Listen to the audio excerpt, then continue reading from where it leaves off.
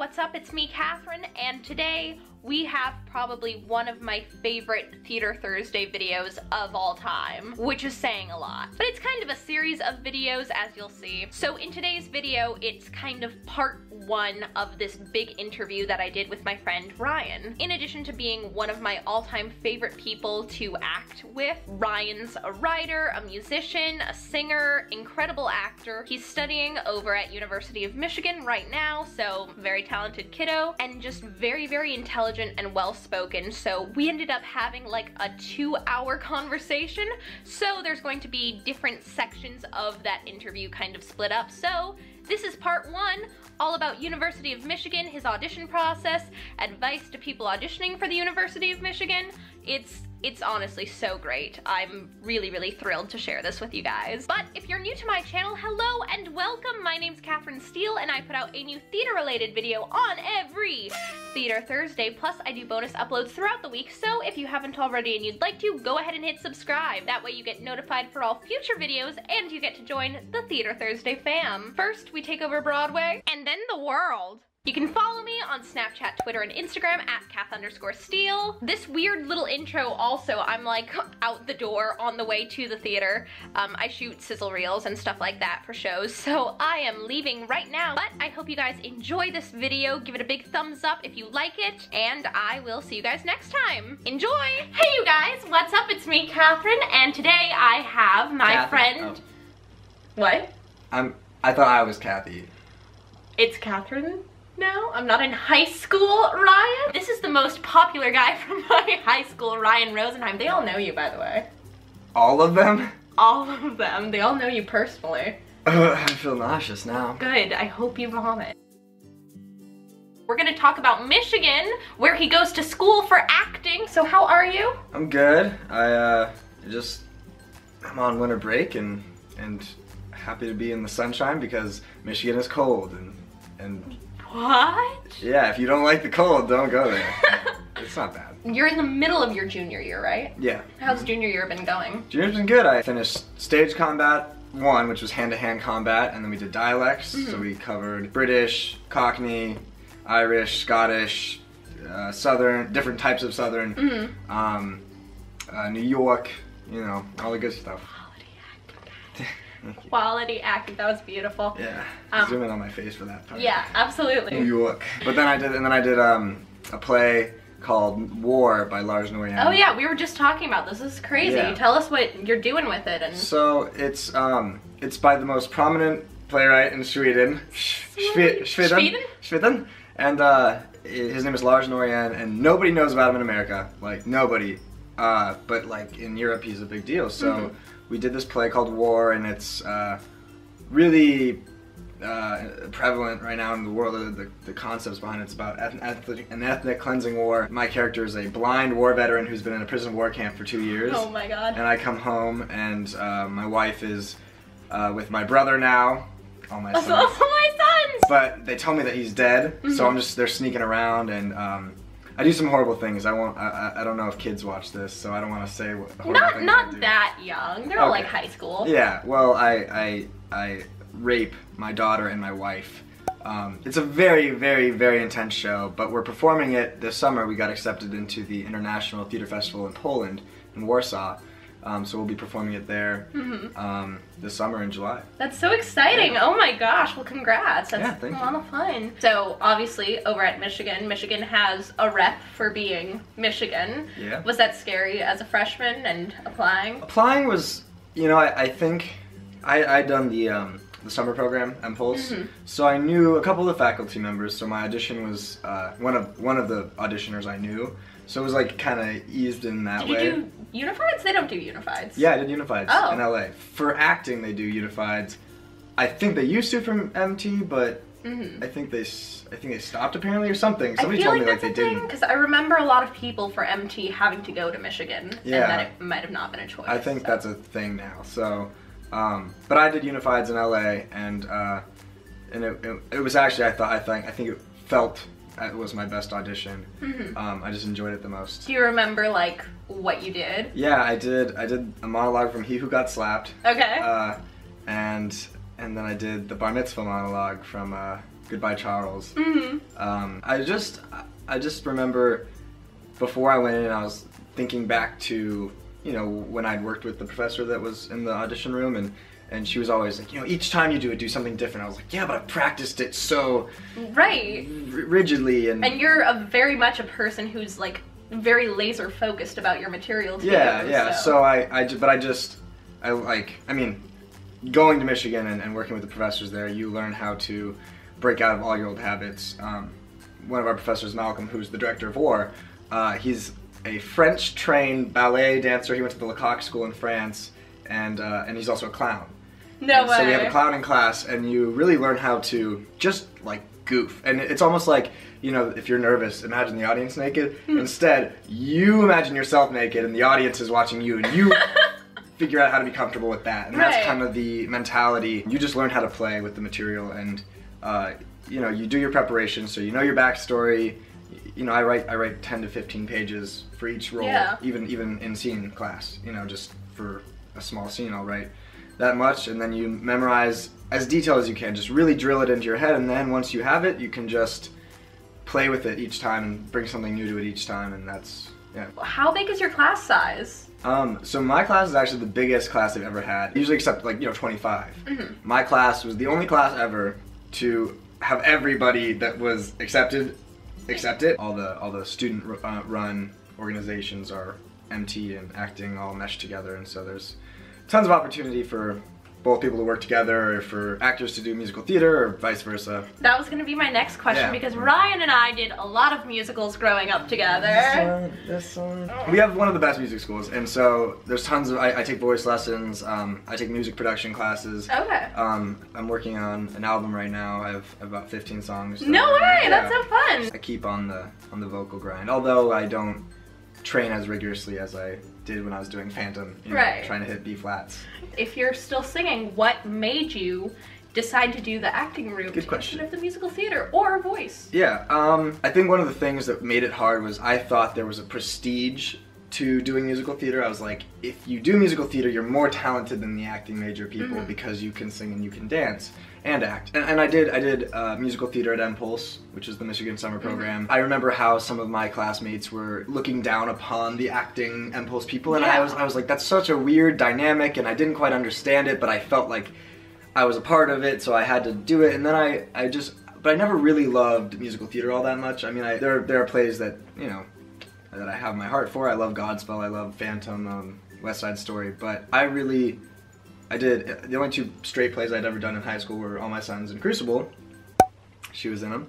And I had such a significantly more profound experience doing those than I did doing the musicals, because doing the musicals I was so hyper-focused on hitting the right notes and what's coming next and all the production value that kind of muddles the acting of a musical, and it doesn't have to. And it doesn't always, but it's definitely in the back of your head. Yeah. And so when I did Godspell senior year of high school, I really focused on the acting elements instead of the singing, which is weird for Godspell, but and it really clicked in that I wanted to do acting. So you moved to Michigan, super cold place. I'm sitting crisscross applesauce. This is great quality.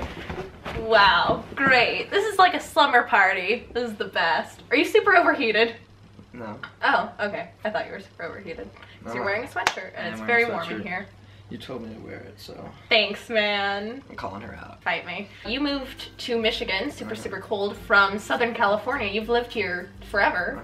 How was that? And you're a surfer. How? That's the hardest thing. No surfing, or no beach and no mountains to hike, because I'm an avid hiker. That was the only hard part. The cold, totally fine. Don't worry about it. Really? Yes. Really? No, really. First of all, the Southern California people that go to school, and there's quite a few of us, or Californians in general. The Californians. Wow, we did it. They actually significantly like it more than everyone else. Really? Because it's new to us. Right. And there's seasons, and it's exciting, and it's like, you know, when we go to the snow, it's like an ordeal, you know, like we get all our stuff and we go for a week and it's fun, but like we have to traverse through the snow every day, and like that's fun to me because like I slip and I fall and it's funny. The question is like, what do you, I got we're on the same wavelength. Yeah, what do you guys like do for fun? What's the vibe? Ann Arbor is one of the most, It's the most educated city in the country. Wow. Has the #1 main street in the country, meaning the food and the bars and it's all incredible. There is so much. If you're a foodie, go to Michigan. There's not a single night of the week that I can't go see a play, see an art film, see a dance show, a concert, whether it's classical music to rock. I mean, there's always something to do. We have 3 theaters, which are usually one of which or 2 of which are occupied by musical theater or acting major productions. What do you mean by that? So we have three theaters on campus. Oh, on campus. Yeah, yeah. I thought you meant like no. like, hi guys. We have 3 theaters, and then we have several studio spaces. So the studio spaces are where we do Basement Arts, which is a student-run organization.